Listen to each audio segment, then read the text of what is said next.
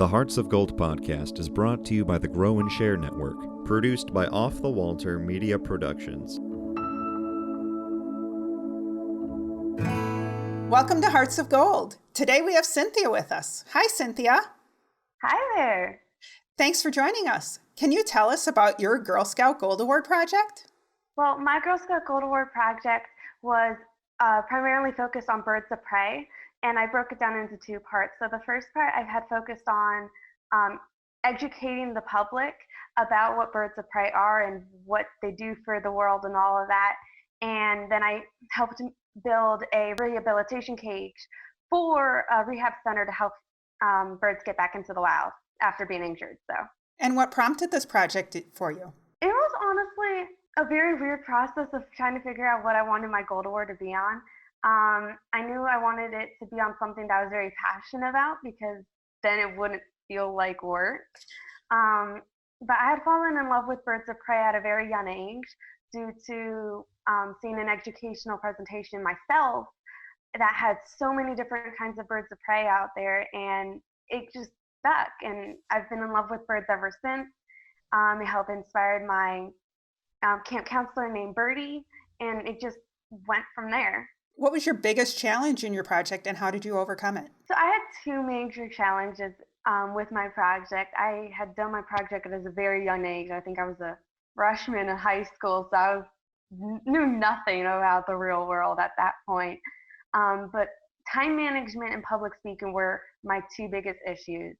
Time management was a little bit easier in the sense that I needed to get it done by October 1st of that year to get the Centennial Gold Award, which was my big motivation at the time. With my parents, we worked really hard about getting to that point where I will get the Centennial.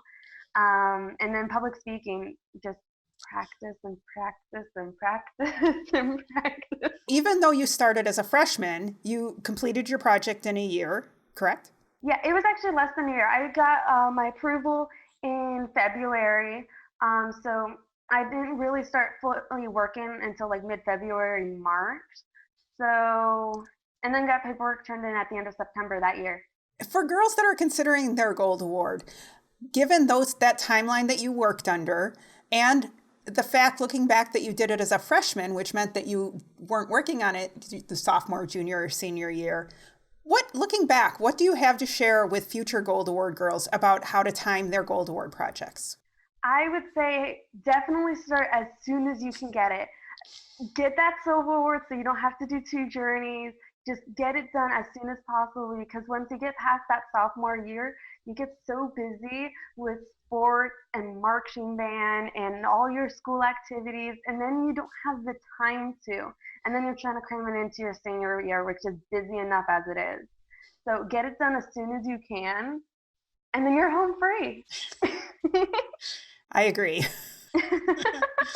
Looking back, if there's anything that you could have changed about your project, what would that be? What I would have changed is, work better on the public speaking and the time management, because that added a whole lot of stress onto my project, which was easy to manage at the end.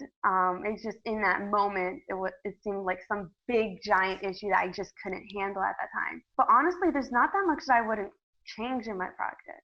If I could do my entire project over again without changing a single thing, I totally would. You've mentioned public speaking for your project a couple of times. What did you do that related to public speaking during your project? So the first part of my project was the educational presentation. So I had actually brought a falconry organization and a rehab and falconry organization to my local Girl Scout camp for one of their summer camp weeks. And I had to introduce them there, and that was the first big moment where I was talking in front of a big crowd. It was like a camp of 200, 300 people at the time. So that was the first major one.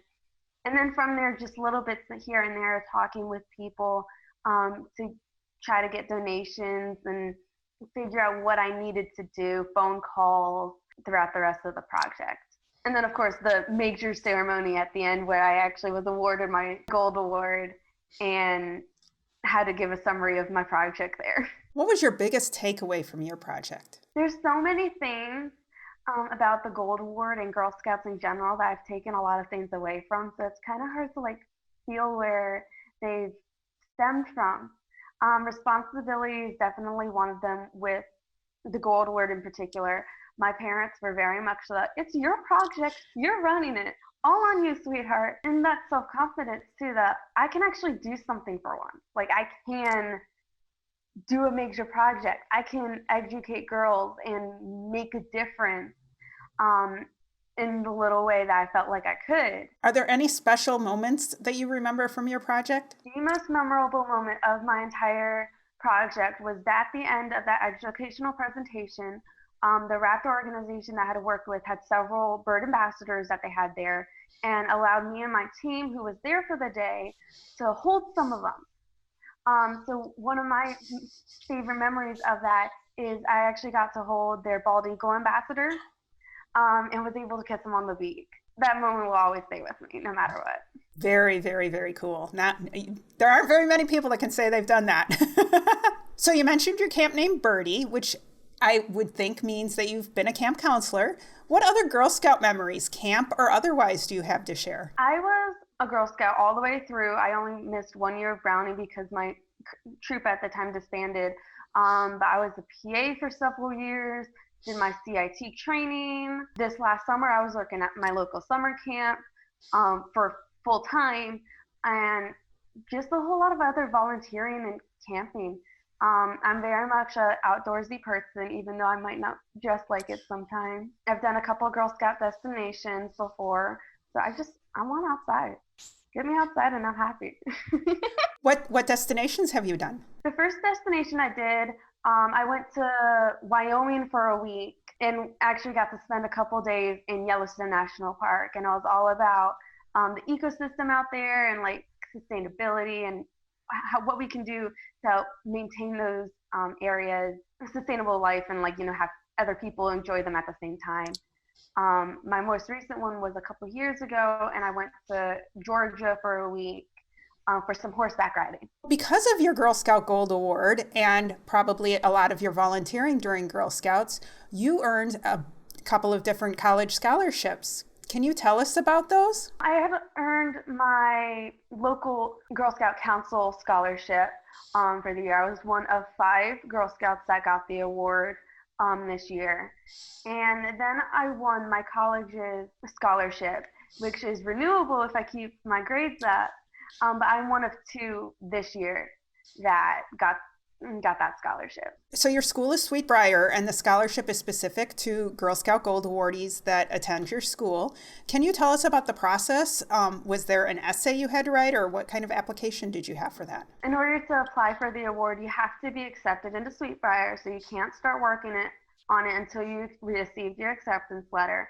And then from there, it's an essay about what your project did and what you took out from it. I know essay parts seem overwhelming for scholarship applications in general. Do you have any tips for people working on writing essays for their scholarship applications? If you can reuse an essay that you've used before, do that, because then it saves a whole lot of editing time, and all you have to do is tweak a little things depending on what kind of an essay you're working on.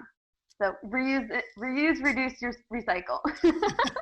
Is there anything I haven't asked you that you'd like to share with our audience? Get out there. Don't worry about what people think about your project or your hobbies or anything like that, because you are the happiest when you are doing what you want to do and what makes you happy, and nothing can top that. And with the topic of gold awards, again, do your project with something you're passionate about, because then you can get it done easier. It doesn't feel like work.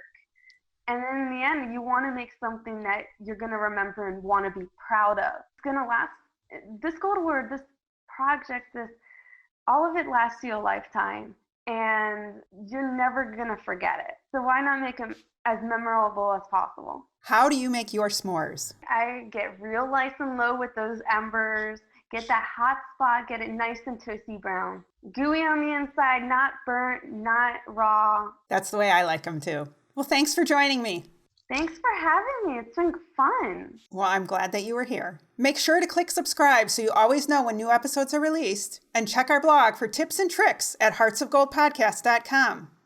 And don't forget to power your passion and conquer your challenges. The Hearts of Gold podcast is brought to you by the Grow and Share Network, produced by Off the Walter Media Productions. Thank you for listening and spreading the word on what we do. If you want to share your story of how you earned your Gold Award, reach out and send an email to growandsshare@outlook.com. Be sure to listen to the newest episodes on your favorite podcast app, as well as view the full video episodes on youtube.com/Cheryl M. Robinson. That's youtube.com/Cheryl, the letter M, Robinson. Take care, and we'll see you next time.